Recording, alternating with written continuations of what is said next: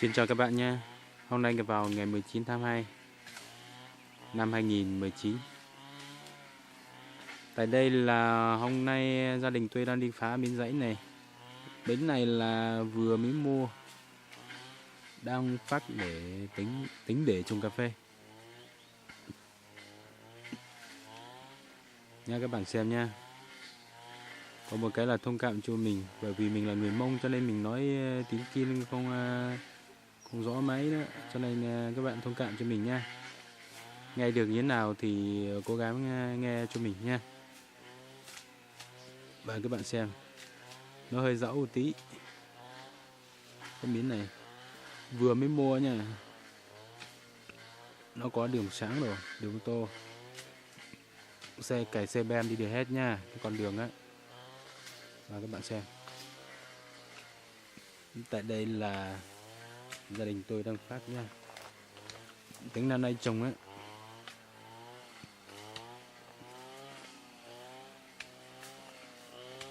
Nhớ dòng vậy, trồng không trồng gì sau đây vậy. Nó tầm một luật tê này, tầm một luật tê cho cà phê, nó có yếu tố khó tê nữa. Anh em ai làm xem nhớ like cho tôi nha.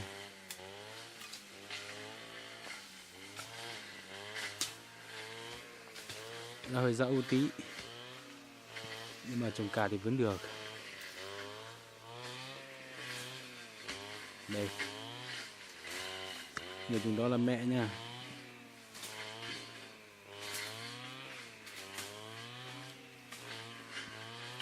Phát cái này rất là khổ nha, nhưng mà mình không làm không được.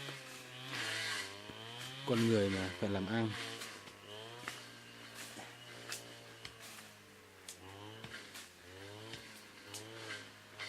Nếu ai nào mà muốn mua ấy, tôi sẽ bán lại cho nha. Miếng này tôi mua giá hơi bị cao về.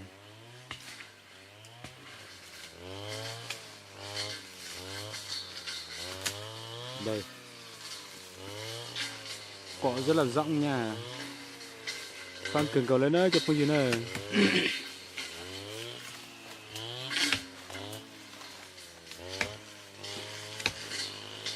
Để nó cuốn lẻ đây.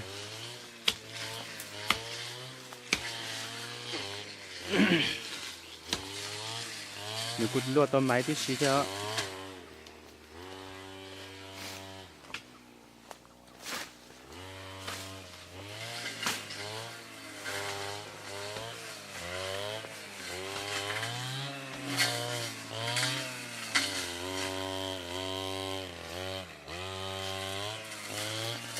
Tại đây là đang có đứa em trai nó đang phàm máy.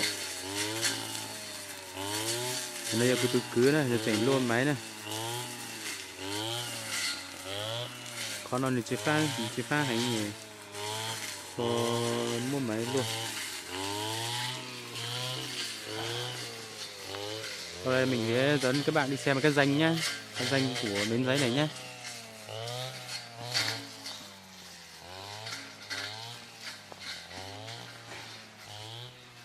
Đây là một cái nhà này là của nhà hàng xóm. Miếng này người ta đã trồng cà phê được 2 năm rồi. 2 năm thôi nha, 2 năm cà phê cũng lớn cỡ này rồi nha. Đây là một cái ao. Người ta đang làm cái ao này để mùa khô này tưới cà phê. Đây. Cái danh là thẳng từ cái cây. Đây thì vào cái keo này, cái dân của nó đấy. Nó có hơi bị nhiều đấy.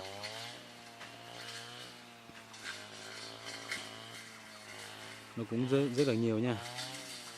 Gần hết máy rồi nha. Hết dưới rồi nha.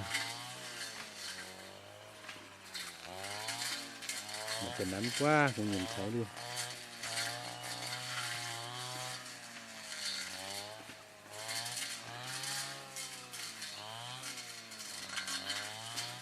Anh em thông cảm cho mình nha, bởi vì mình nói tiếng Kinh không rõ mấy, cho nên anh em cố gắng nghe cho mình nhá.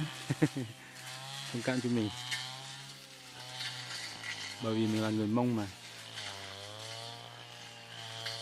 Giờ ít chụp phun cho dọ nên cho chấm bông nè bữa xin đây tao cú thia ít khó cú lù nhớ lại cú chỉ mình tiên là đi cho lô cú thia vậy là tao thì bây giờ nó chỉ xây kia đợi đôi chu xưa ấy thì hai lù tao đi tao cá xưa sẽ để bữa xin lo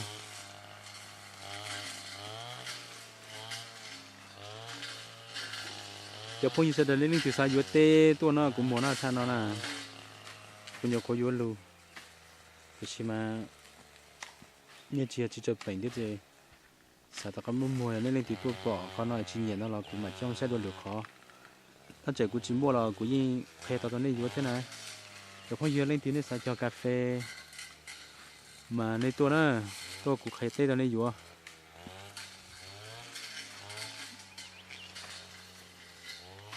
quay cho nên muốn xe có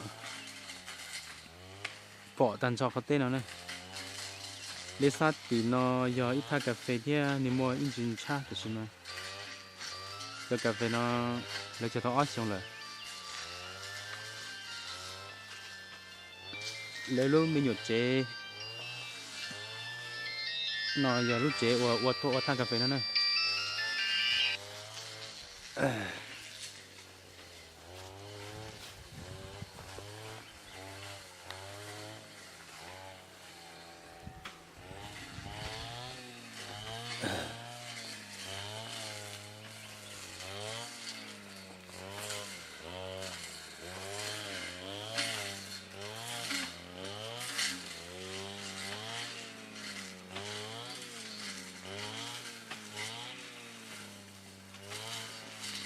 nó cũng không giấu mấy nha các bạn nha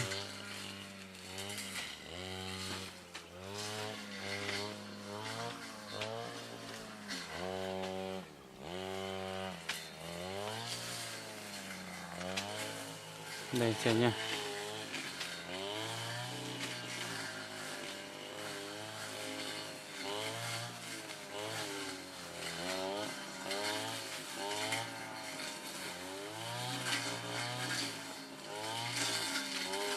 Bín này nếu mà trồng cà phê chắc chắn phải được 1.500 cây.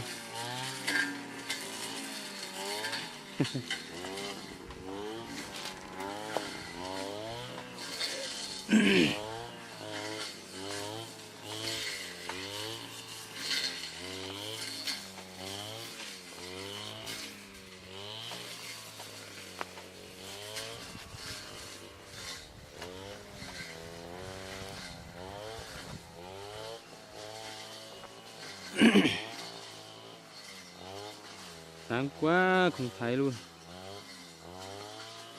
Hôm qua gia đình tôi cũng phát được nửa rồi, bởi vì đi phá một bụi thôi nhưng mà phát được ít quá.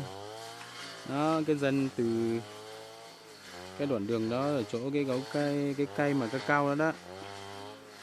Đó. Dân của nó tới đó nha.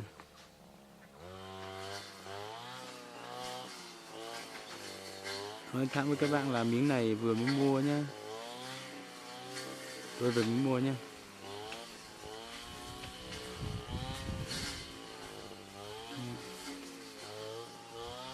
Cái chỗ phát xong này là hôm qua đi phát một buổi. Hôm qua đã từng đi phát buổi rồi. Tôi cho các bạn xem link đây thôi nhá. Nhưng mà ai ơn ý muốn mua, anh gọi điện cho mình hoặc là Facebook cho mình nhá. Facebook mình là Hạng Phong nhá.